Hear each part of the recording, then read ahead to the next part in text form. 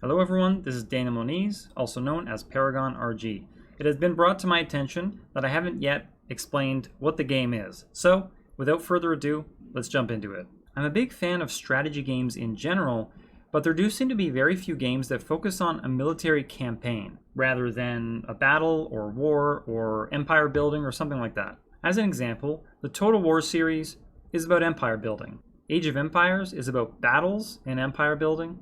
StarCraft and Supreme Commander are more like two factions land on a planet, have to set up infrastructure, and drive each other away. MOBA games like Dota 2 and League of Legends are actually probably the closest to this, although they do focus on abilities, experience, items, things like that.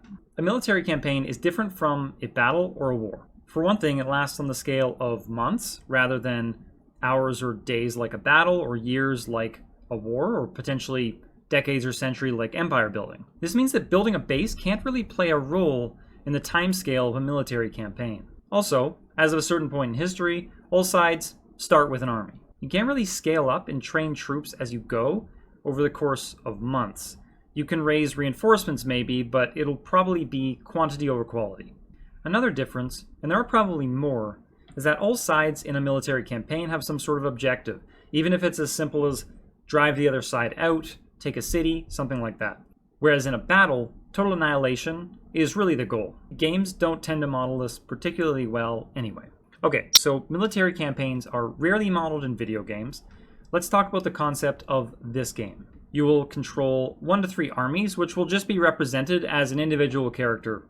Armies will take high-level actions, so think less about spells and abilities in a game like Dota, and more about actual actions that an army would take. You can march to increase your speed at some cost to energy and morale. You can make camp to rest. You can lay siege to a city.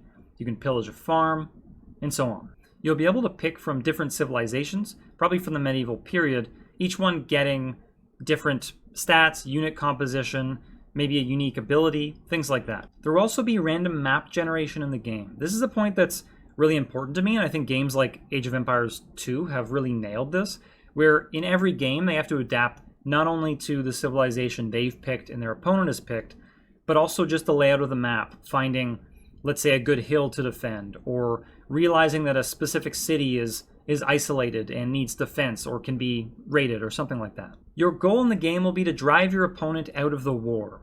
Okay, this sounds a little abstract. It's actually pretty simple. Now, you've actually already seen this in previous videos. There's a bar at the top of the screen that I've maybe called the willpower bar or the morale bar. And this corresponds to your faction's will to fight the war.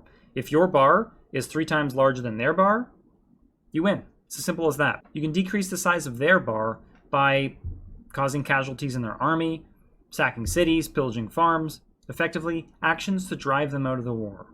The game will be designed for online play. There's already a build that allows for dedicated servers, especially team play.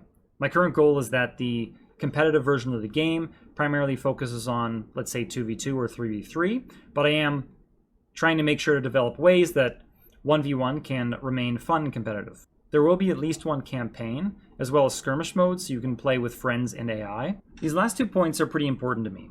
The game should have a core of realism, but focus on fun. So the core of realism is only necessary because video games tend to ignore some pretty important aspects of warfare. Those aspects make warfare interesting and dynamic. Importantly, it has to be fun above and beyond that. So if I had a feature that is intended to be realistic, but we find out it's not fun, that feature is getting cut. Lastly, games should be 20 minutes. This is a goal. We're going to find out if I succeed. I also have this idea where I feel like you can get to the meat of the strategy in a strategy game sooner than most strategy games do it. So just cut out that early stuff, have people strategizing from second 1, jump into the game, make sure it ends in a timely fashion. Those are my goals. Okay, so that's the game in a nutshell. Apologies for leaving this until video 7 or whatever this is. All right, thanks folks. This has been Daniel Moniz, aka Paragon RG. Thanks so much for tuning in, and I'll catch you next time.